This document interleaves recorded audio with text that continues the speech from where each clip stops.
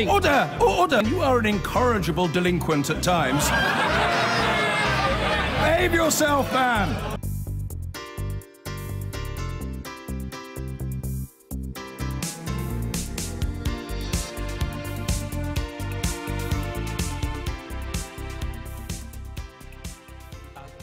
A 16-year-old boy is among at least 6 people killed during protests on Gaza's border with Israel. Troops opened fire on the protesters attempting to breach the frontier fence. Last week, hundreds of Palestinians were injured and more than a dozen killed in the bloodiest day of violence since the war in Gaza 4 years ago. 3 Palestinians have reportedly been killed and dozens injured on the Gaza-Israel border amid clashes between Israeli troops and Palestinian protesters. It comes just a week after similar unrest left 16 people dead. We're joined now by Julie Megan from Christian Aid. She's been to Gaza many times and is familiar with the situation on the ground. I'm really good to talk to you, Julie. Just give us an idea, give us a sense of the current conditions on the ground. Hi, Gamal. Thanks. So what we're hearing from partners on the ground is that largely peaceful protests are taking place right around the Gaza perimeter. There are thousands of people who have gathered in tents in a sort of festival-like atmosphere outside, well outside the security buffer zone that is imposed by the Israeli military.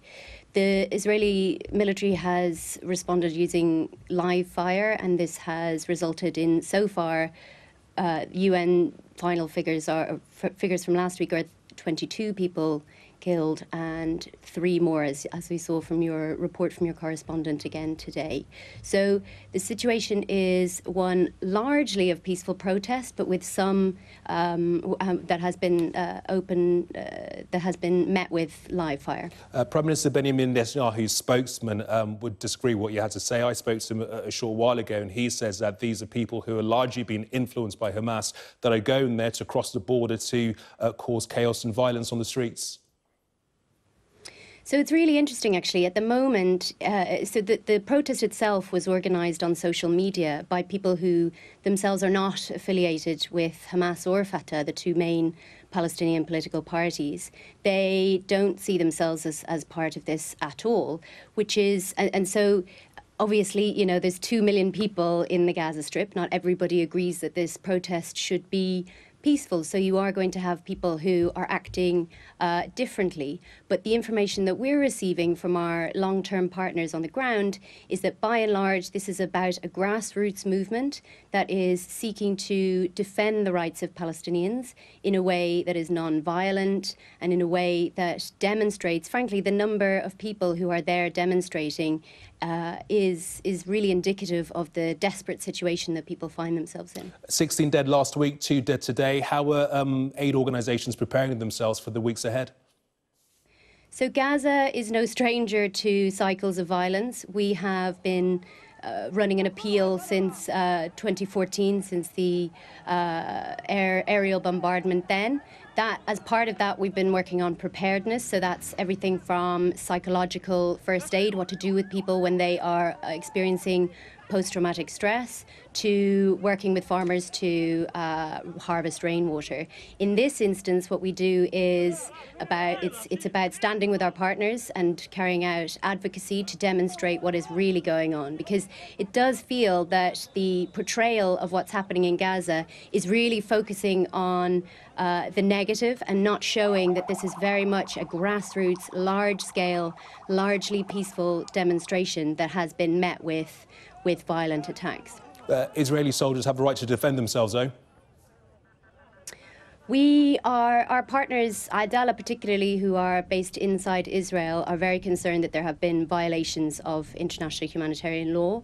We would stand with them in that, and we would say that we stand with the UN Secretary General, who has called for an independent investigation of what has gone on.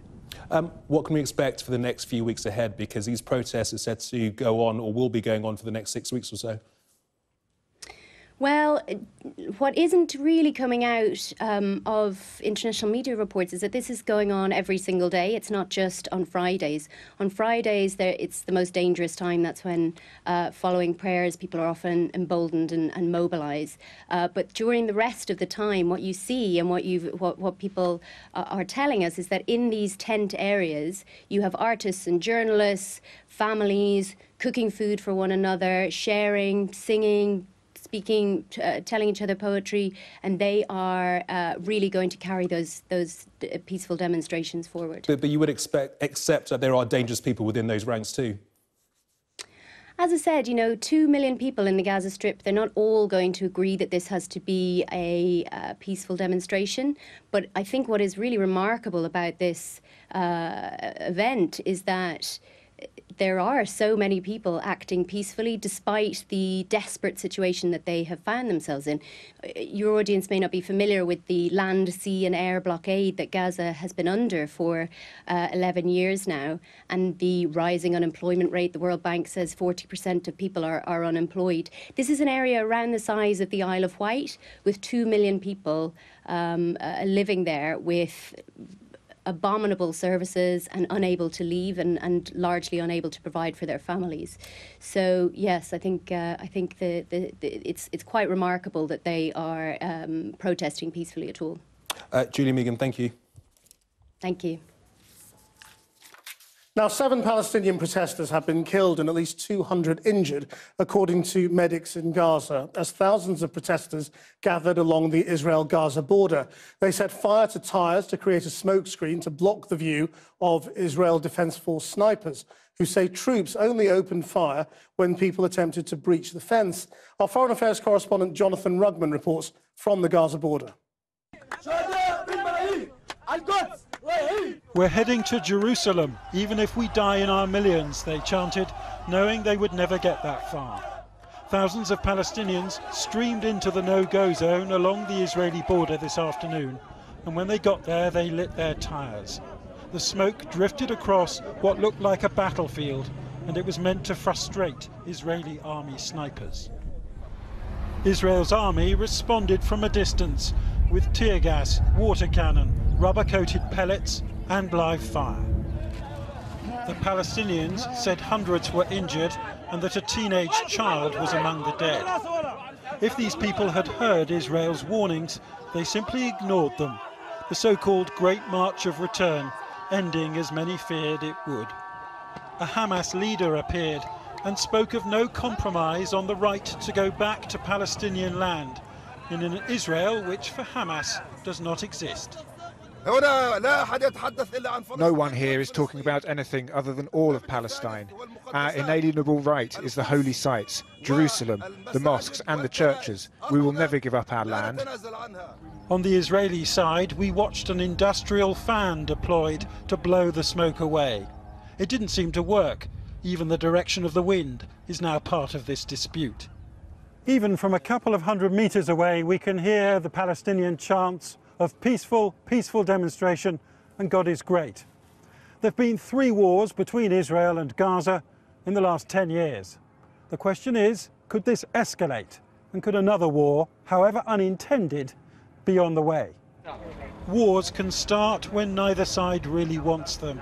And the shooting dead of at least 12 Palestinians last Friday has once again put Israel in the dock on the apparently excessive use of force. The smoke from Gaza drifted across a field of jojoba nuts used in Israeli cosmetics. And this time, even the Prime Minister's spokesman was among a group of Israeli officials eager to put their point of view. The only people that Israel had to take measures against were those with wire cutters, those with IEDs, those who were throwing stones, those who were throwing bombs. But that's what I don't get. Why do you have to take action with live ammunition against people throwing stones? Well, first of all, we took a lot of action without live ammunition, and that was a last resort. This isn't about a peaceful demonstration. This is an orchestrated riot conducted by Hamas in order for them to be able to penetrate our defenses and insert terrorists into Israel. There were fewer protesters than a week ago, and it seems fewer deaths, and more signs of conventional crowd control after the UN and EU called for Israeli restraint. So the Israeli army say that they have only used firearms as a last resort. I think anyone that looks at the images from last Friday cannot accept that argument. What we've seen is Israeli soldiers inside Israeli territory firing live ammunition at Palestinian demonstrators inside the Gaza Strip from a distance using live ammunition in circumstances in which I think it was easy for any decent person to see that they were not endangering the life of anyone. But Israel's bottom line did not change today. Try to cross the border fence or damage it, and we reserve the right to shoot. Well, I'm joined now here in Jerusalem by Hani Alami, a Palestinian internet entrepreneur and activist. Hani, you saw the pictures from Gaza. Why do you think that Palestinians did not heed the repeated warnings of the Israelis and stay back from the fence? Still, the Palestinians from last Friday, they decided to protest in a very different way, very peacefully. And this is how it started last Friday. Although the IDF and the Israeli side decided to start sniping them and shoot them down one by one. And today they have the right, and this is the minimum of the minimum, after all those years of siege and keeping them under all this pressure in one big prison. So you say they have the right to peaceful protest? Yes, especially that this protest didn't bring any danger for any Israeli. Well, the Israelis say it did bring danger, that people were trying to get across the fence today, as last week. Even if they cross the fence, they can arrest him, put him in jail, or send him back to Gaza. But how can you arrest a Palestinian on a fence with an Israeli soldier going up to them when you simply don't know whether they are armed or not? First of all, they didn't try to cross the fence. But with all this huge number of soldiers on the other side, it will be an easy mission for them to arrest him. And is this going to get worse? Because, of course, we have the anniversary of the creation of Israel next month, Donald Trump's decision to move the US embassy to Jerusalem. These protests could grow.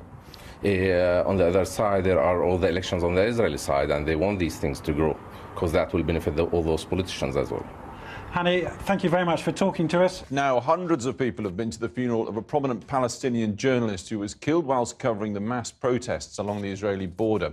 He was one of 10 people who died during yesterday's actions as Israeli troops opened fire on crowds they claimed were trying to storm through the border fence. From Jerusalem, our foreign affairs correspondent Jonathan Rugman reports, and a warning, you may find some of the images in his report distressing. The smoke from burning tyres proved little protection from Israeli sharpshooters, with 10 Palestinians reportedly shot dead across the fence in Gaza yesterday. And though not all protesters were peaceful, some along the border were journalists trying to cover the event. This is Yasser Murtaja, a photographer in his 30s, wearing his flak jacket marked press when he was shot.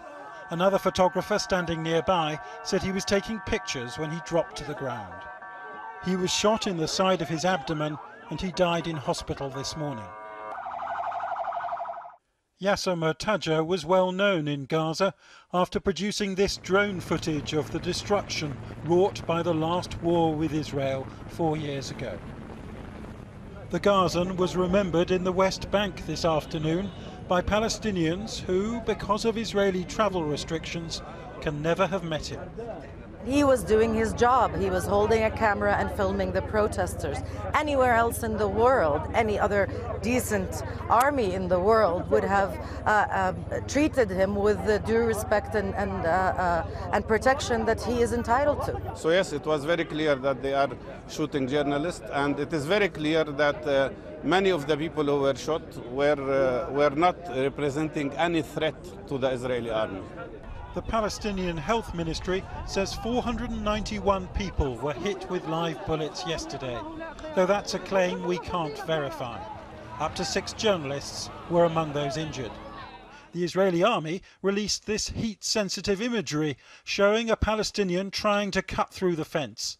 They said some protesters threw firebombs, and their spokesman told me yesterday live bullets were used in a precise and measured way.